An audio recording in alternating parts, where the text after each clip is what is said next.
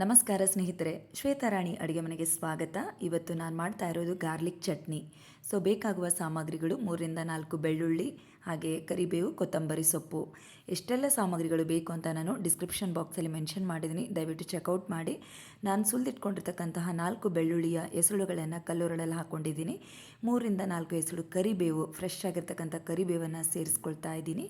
ಹಾಗೆ coriander leaves, ಕೊತ್ತಂಬರಿ ಸೊಪ್ಪನ್ನು ಕೂಡ ನಾನು ಸೇರಿಸ್ಕೊಳ್ತಾ ಇದ್ದೀನಿ. ಹಾಗೆ ಸ್ವಲ್ಪ ಹುಣಸೆ ಹಣ್ಣನ್ನು ಕೂಡ ಸೇರಿಸ್ಕೊಳ್ತಾ ಇದ್ದೀನಿ.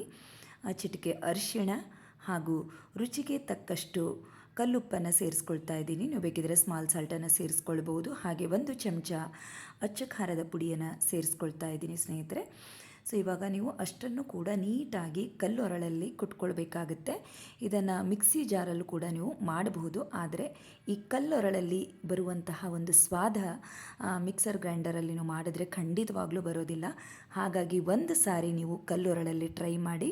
ನೀವು ಇದಕ್ಕೆ ಜೀರಿಗೆ ಕೂಡ ಹಾಕ್ಕೊಳ್ಬೋದು ಸ್ನೇಹಿತರೆ. ಇಲ್ಲಿ ಜೀರಿಗೆ ಸ್ಕಿಪ್ ಆಗಿದೆ, ಜೀರಿಗೆಯನ್ನು ಕೂಡ ನೀವು ಸೇರಿಸ್ಕೊಳ್ಬೋದು. ಉತ್ತರ ಕರ್ನಾಟಕದ ಶೈಲಿಯಲ್ಲಿ ಗಾರ್ಲಿಕ್ ಅಂದರೆ ಬೆಳ್ಳುಳ್ಳಿಯ ಒಂದು ಚಟ್ನಿ ಸವಿಯಲು ಸಿದ್ಧವಾಗಿದೆ. ಇದು ರೊಟ್ಟಿಯೊಂದಿಗೆ, ಬಿಸಿ ಬಿಸಿ ಅನ್ನ ತುಪ್ಪದೊಂದಿಗೆ ನೀವು ಊಟವನ್ನು ಮಾಡಬಹುದು.